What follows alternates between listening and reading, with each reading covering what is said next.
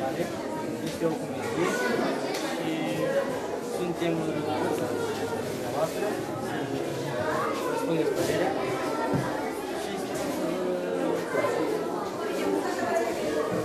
Ne-am pregătit destul de mult.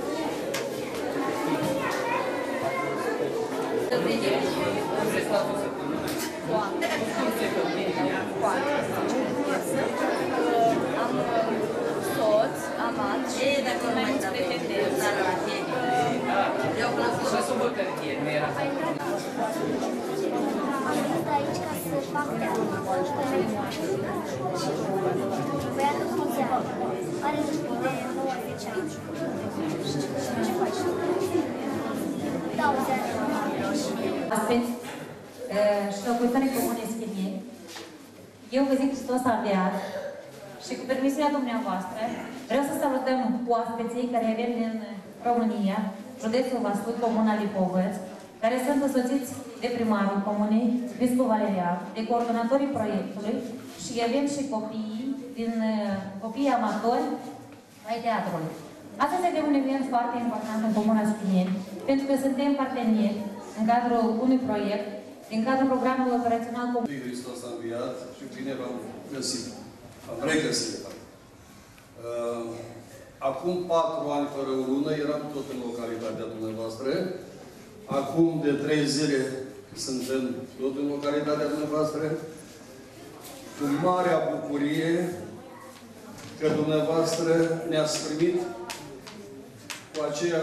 cu aceeași ospitalitate, cu aceeași bucurie și acum 4 ani și acum. Lucru pentru care noi vă mulțumim.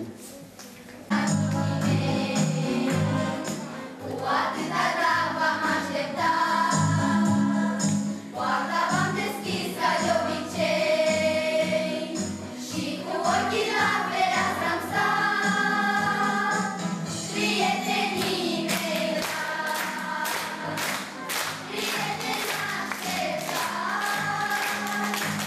vă mulțumim că ați venit.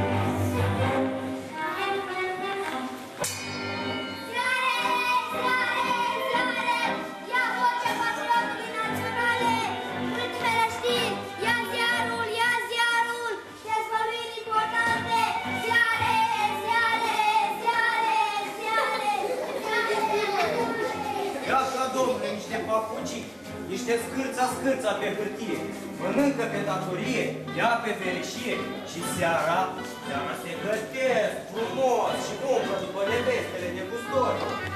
Hai să mai ești cu o femeie în sat, să ia vagabonții după dumneavoastră. Se ia după toate și după lumii, draghe, după cum e și femeia. Dacă trage la cu coada ochiului vagabonți, atât aștept. Fie avem pe mine de 2 săptămâni de zi. Nu că mi-e frică de ceva, adică de nevastă mea. Hai, da, de, cu Ana Veta, mie îmi spui, nu știu eu. Nu că mi-e frică de ceva, dar am zis, domnule. Să...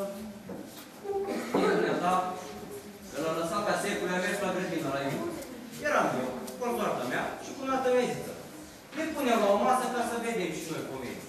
Trece așa frecul la un sfert de ceas și numai că mă pomenesc, domnule, cu un prăpădit, un vagabond de amploiat. De unde știu că eram boiat? Doar nu seamănă a fi negustor. Mă pomenesc că vine și se așează fața la masa noastră și cu spatele la comedie. Șade și se uită lung și gare la cocoane. Eu, cum m-a făcut Dumnezeu cu ambiți, mă scol ca să plecăm. Cocoanele nu, să mai ședim, încă nu să-i sprăvi comedia. Încep să mă prântez la vagabondul și mai că venea să-i cârpesc una.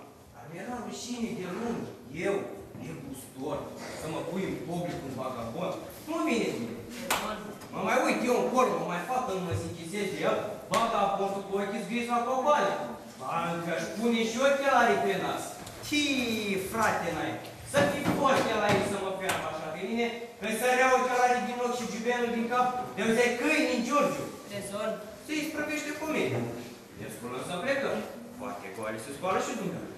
Plecăm noi, pleacă și dumneavoastră. Nu, schimb sincer și ce aici a fost ăsta înainte, așa pe rog. Poftim mai mine, n-ai adunat de gătul rămâne. Doamne, ferește, n-am atât plin singură. Acum ea? Ei, acum ea, că eu mă gătesc de mărătată încă de prin clasa 4-a.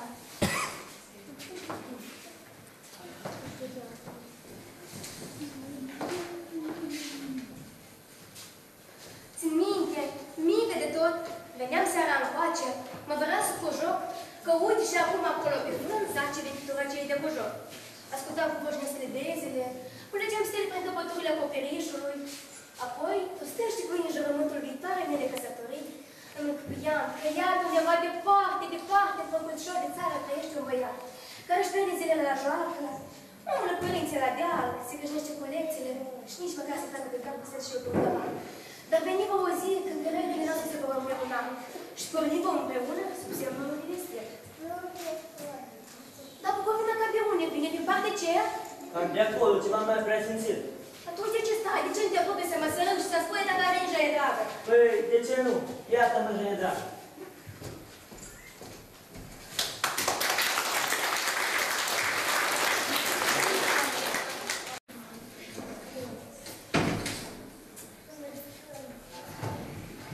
Și început zici cum cu cele dapă de Revoluția franceză. Dacă fratul zice poemul când au văzut că așa nu se mai poate, pentru că într-adevăr așa nu se mai putea. Ei? Și zic, când au văzut că așa nu se mai poate, că s-au apucat toți, că doar nu degeaba fratul și erau la urma urmei. Firește? Apoi când au văzut că așa mai departe nu merge, nu se poate merge așa mai departe, au luat și s-au musculat. Nu mai spune. Pe cuvânt, s-au musculat ei, nu fiecare de capul lui, ci în mod organizat, adică toată țara și tot poporul. Tu să stai să te miri? Ca să nu mai lungim vorba, ai și toată Franța în stradă, împreună cu Marat și cel. Unde Franța? Pe cuvânt de onoare. Mă rog, o țară întreagă să se întradă, mă rog, admitem după care... Hoși! Iată să știi că ai avut dreptate, Cucu. Franța ești în stradă. Faptul că cineva răcit asta nu înseamnă că crezi puc și am învățat lecția.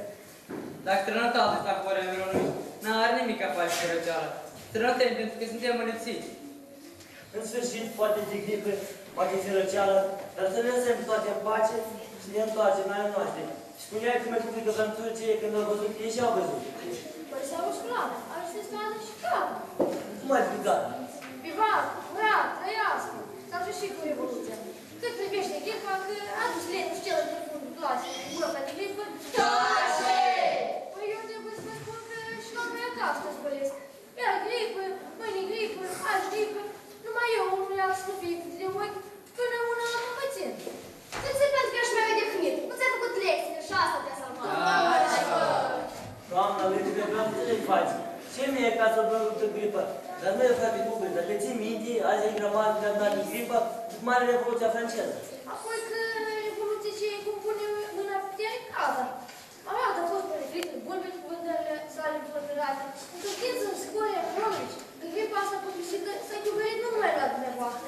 Și la noi s-a așchepează de un cam în altă. Iar să luăm casă cu casă. Mai gata. S-ar putea să fie firește o adevărată epidemie. Dar ca să o începem, s-ar putea să fie firește o adevărată epidemie. Dar mai porniți în capul de vor pe gloriile unui popor. Vrea cineva să vorbește ce le spune despre spune? Eu aș vrea de Corea Mironovici, că nu e atât gripa de vină, cât sfeca de zaclă și păpșoi. Că deștepții ăștia noștri de acumuire, ce s-au zis? Mai întâi strângem sfeca. Păpșoi așteaptă.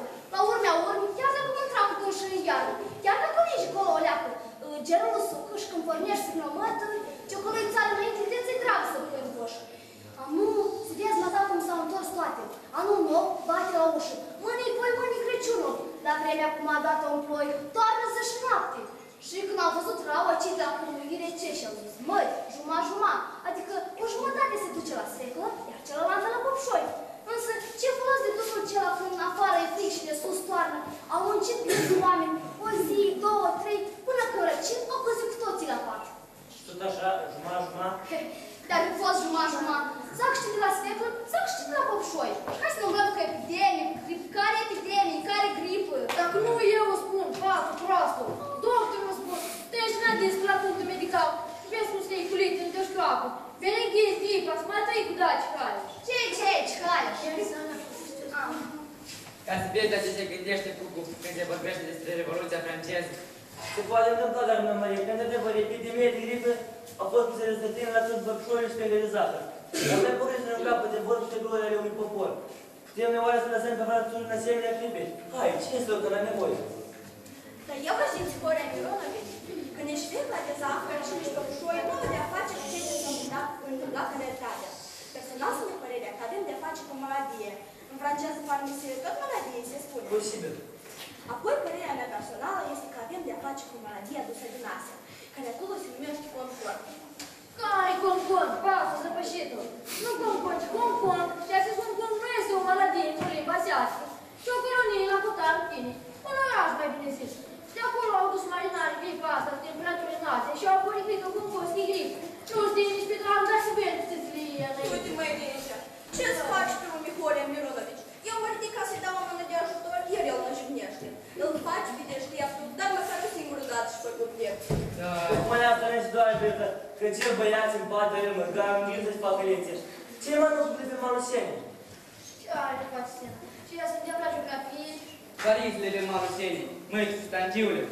O Revoluție franceză am terminat-o, Corea Mironovici. Că de când stăm noi aici la Taclale și Basilia a fost luată și regele, și francezii. Cât privește gripa, eu doar una pot să vă spun. Începutul sale. Dar viața, ce o fi adică o fi însemnă în viața. Deci că deja un om în lume, de la dată și până la moarte. Asta o fi însemnă în viața. Nu cumva vreți să spuneți, Corea Mironovici, că pământul ăsta care trăiește azi neamul nostru a mai trăit cândva și alte popoare? Deci că au trăit. Și le-au fost tot atât de scump, tot atât de drag pământul ăsta. Firește. Și atunci, ce s-a întâmplat cu dânsii? De ce au fost și nu mai sunt? Mai pentru asta ne și noi la școală, ca să studiem istoria, căci istoria este veci și se ocupă de viața ca atare. Și atât? Cam atât. Ei, dar să fii mă ta sănătos, Corea Mironovici. Și, cum zice și bunica mea, la mai mult și la mai mare. Mulțumesc, Marie.